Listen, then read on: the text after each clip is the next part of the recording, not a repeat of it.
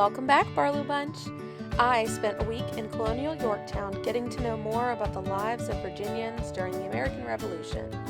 We got to talk about the standard middle-class farm, as well as the way of life for patriot and loyalist soldiers. So, here we are at the military camp.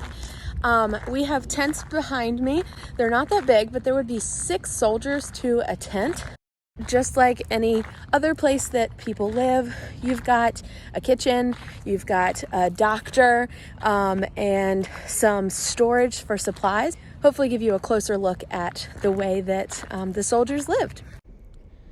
The soldiers of the Revolution moved around pretty often to avoid attack by the other side.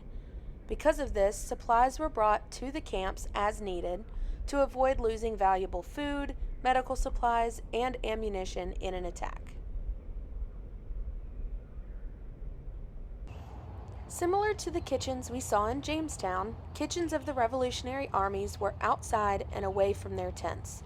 This allowed for the heat to be contained, and there was less risk of a destructive fire in the camp. Kitchens weren't the only thing similar to Jamestown. Do you remember those sea biscuits the settlers ate on the ships to Jamestown? Well, over 100 years later, soldiers are still eating them. They're easy to make and last a long time, perfect for the life of a soldier. They would also put meats like this pork in a box of salt to dry it out and preserve it. The medical care of the soldiers is not for the faint of heart, so I'll skip that for now.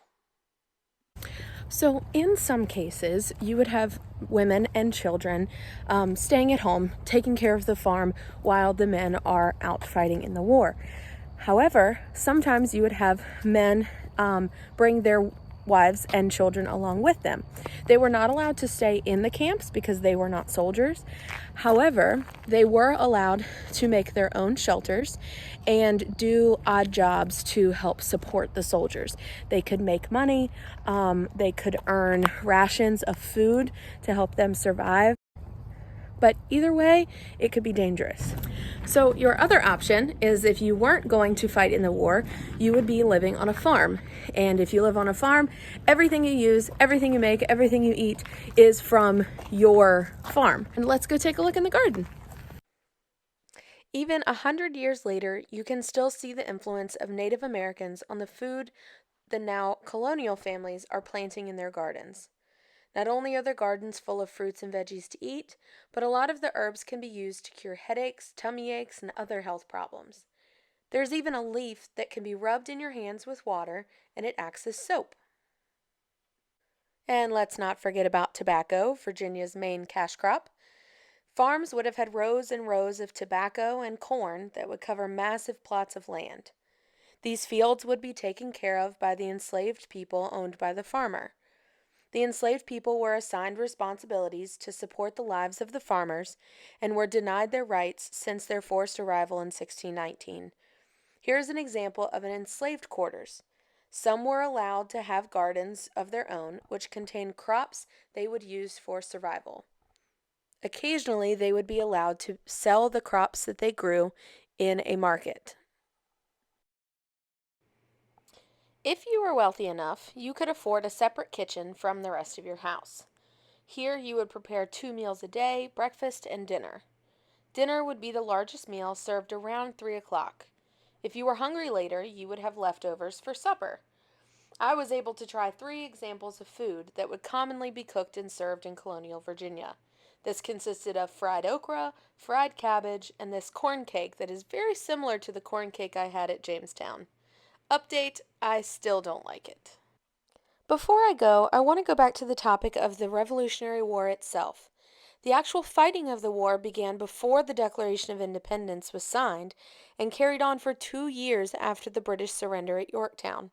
I wouldn't think to end the video without showing you 2 of the main weapons that were used.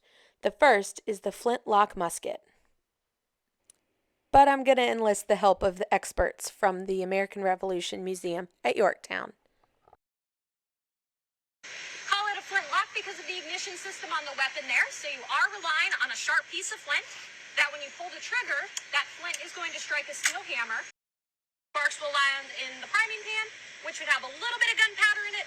Sparks ignite that gunpowder. Small opening on the side of the barrel allows the flame that's created to travel inside, ignite the charge inside the barrel, boom goes the weapon, and it all happens in a split second. Okay, I've got to see that again. Listen to her commands and think about why commands like that would be important in battle.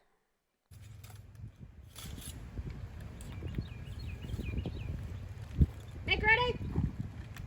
Take aim. Fire.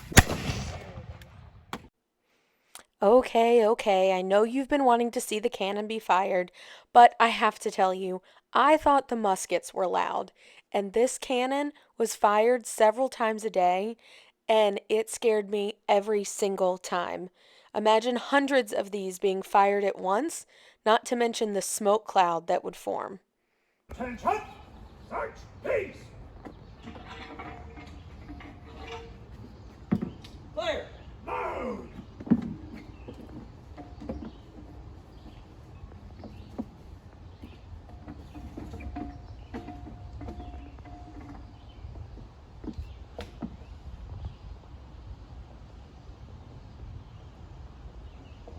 Make ready! This will be the time to cover up. Fire! Secure the pace! One more time. Secure the pace! And that was Yorktown.